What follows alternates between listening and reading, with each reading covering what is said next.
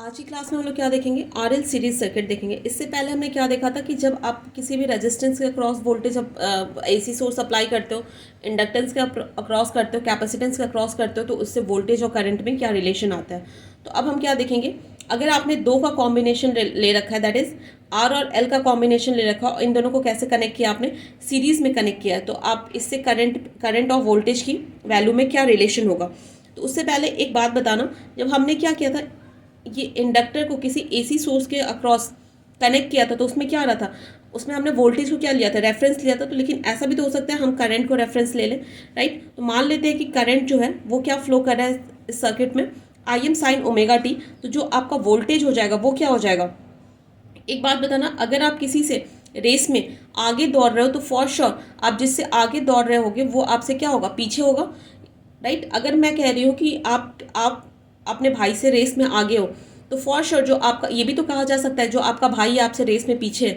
तो इस कंडीशन में जब डेरिवेशन किया था तो उसमें क्या बोला था, जो करंट होता है वोल्टेज से क्या करता है, लैग करता है। तो क्या हम ऐसा भी तो कह सकते हैं जो वोल्टेज है वो करंट से क्या कर रहा होगा, लीड कर रहा होगा। तो अगर आपका करंट वोल्टेज से 90 डिग्री लैग करता है तो फॉर श्योर जो वोल्टेज होगा वो करंट से 90 डिग्री लीड करेगा। लीड के लिए आपको क्या करना होगा, प्लस π/2 कर देना होगा, या राइट। यहाँ तक समझ में आ गया। अब देखो, जो रेजिस्टेंस की जो वोल्टेज है वो क्या, आपकी जो करंट है वो क्या फ्लो कर रहा है, आई एम साइन ओमेगा टी। पूरे सर्किट में आपका करंट क्या होगा, सेम होगा। तो जो आपका जो रेजिस्टेंस के अक्रॉस जो वोल्टेज है वो करंट से क्या, करंट के क्या होता है, सेम फेज में होता है। तो आप क्या लिख दोगे, V R sine omega T, right. V2 आपका क्या है, इंडक्टर के अक्रॉस वोल्टेज है। तो यहाँ पे आप क्या लिखोगे, VL। तो करंट से क्या करेगा, इंडक्टर का वोल्टेज लीड करेगा। तो ओमेगा टी प्लस π/2, राइट। ये कर दिया आपने। उसके बाद आपको क्या करना है, फेजर डायग्राम ड्रॉ करना है। ये मैं यहाँ से हटा देता हूँ। अब आपको फेजर डायग्राम, और यहाँ पे देखो, तो फेजर डायग्राम में आपने क्या किया, सबसे पहले आई को आपने रेफरेंस ले लिया। ये आपका क्या है, आई है। आई को आपने रेफरेंस लिया। बताना, जो आपका जो इस रेजिस्टेंस के अक्रॉस जो वोल्टेज है वो क्या होगा, आई के सेम फेज में होगा। तो हमेशा जो वी होता है वो क्या होता है, वो जो वोल्टेज से क्या होता है, बड़ा होता है। तो आपने क्या लिख दिया, वी आर लिख दिया, राइट। अब क्या करना है, जो आपका इंडक्टर के अक्रॉस वोल्टेज है वो करंट को 90 डिग्री क्या कर रहा है, लीड कर रहा है। लीड के लिए आपको कहाँ जाना होगा, anti clockwise. Anti clockwise 90 degree क्या हो जाएगा, यही हो जाएगा। ये आपका क्या हो जाएगा, VL।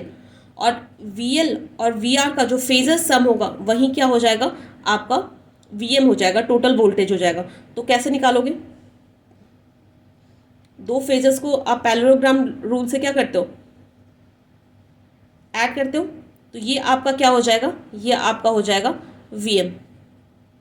और यहाँ दोनों के बीच में एंगल कितना है, थीटा, राइट। तो यहाँ से आप क्या कर सकते हो, अब देखो VM आपको टोटल वोल्टेज, मतलब आपने जो सप्लाई में लगाया, तो यहाँ से V क्या आ जाएगा, V आ जाएगा VM।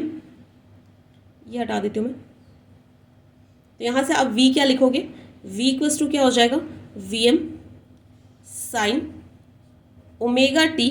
अब बताना, ये जो करंट से क्या कर रहा है आपका, ये कहाँ एंगल किधर की ओर बना रहा है, एंटी क्लॉक करंट आपका यहाँ पे, और एंगल इस साइड बन रहा है, मतलब एंटी क्लॉकवाइज डायरेक्शन में। तो कितना बना रहा है एंगल, थीटा।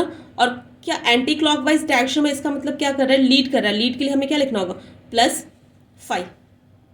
समझ गए, ये आपका क्या है, +5। तो आपका जो करंट है वो क्या है, I equals to I M sine omega T, और जो वोल्टेज हो जाएगा वो क्या हो जाएगा, V M sine omega T plus theta. क्यों, ये क्यों लैग लीड क्यों कर रहा है, क्योंकि आपने क्या लगा रखा है, इंडक्टर लगा रखा है। इंडक्टर के कारण क्या होता है, आपका जो वोल्टेज होता है वो करंट से क्या करता है, लीड करता है, राइट। यहाँ तक सबको समझ में आ गई होगी बात।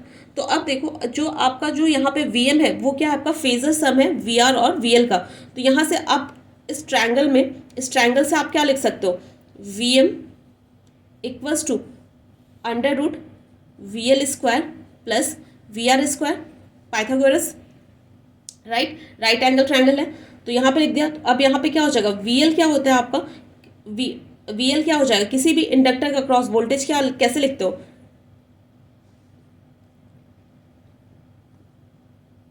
IM स्क्वायर क्या लेते हो, XL लेते हो, राइट। मैंने आपको पहले बताया था XL लेते हो। और VR क्या हो जाएगा आपका, IM स्क्वायर आई स्क्वायर हो जाएगा, राइट।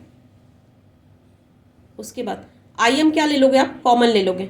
आई एम आपने कॉमन ले लिया तो आपके पास क्या बचेगा, R square plus XL square. तो यहाँ पे जो होगा, यहाँ पे क्या हो जाएगा, वी एम इक्वल्स टू क्या हो जाएगा, आई को आप बाहर ले जाओगे, आई आपका क्या स्क्वायर है तो क्या हो जाएगा, आई बचेगा, आई एम बचेगा, और ये क्या हो जाएगा जेड। जेड आपका इम्पिडेंस क्या होता है, इम्पिडेंस होता है आपका under root I square plus XL square, right. तो ये क्या हो जाता है आपका इम्पिडेंस हो जाता है, इम्पिडेंस हो जाता है, राइट। इम्पिडेंस का यूनिट क्या होता है, ओम होता है, क्योंकि आपका रेजिस्टेंस भी क्या होता है, ओम में होता है, और एक्सएल भी क्या होता है, ओम में ही होता है। समझ गए यहाँ तक।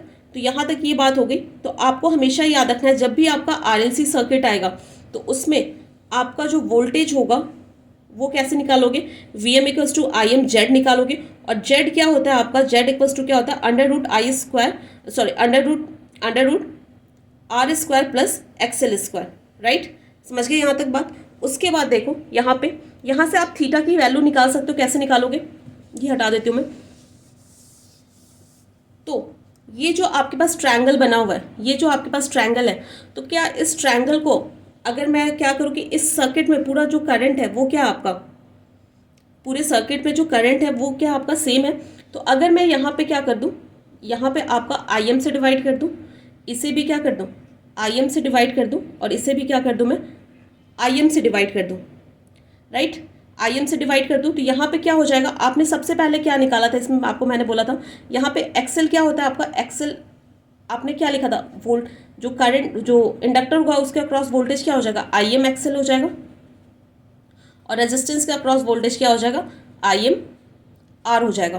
तो बात बताना, ये V R upon I M क्या हो जाएगा, वी आर यहाँ से क्या हो जाएगा आपका, V R upon I M क्या आ रहा है आपका, आर आ रहा है। तो ये वाला क्या हो जाएगा, ये आपका क्या बन जाएगा, आर बन जाएगा, राइट। ये देखो यहाँ से क्या हो जाएगा, V L upon I M क्या हो जाएगा, आई एम को आप इधर साइड ले आओगे तो क्या बच जाएगा, ये एक्सएल बच जाएगा।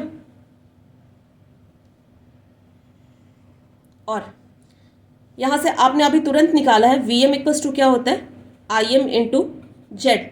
तो यहाँ से बताओ I M V M upon I M क्या हो जाएगा, जेड आ जाएगा। तो ये आपका क्या हो जाएगा, जेड हो जाएगा, और ये तो आपका थीटा था ही।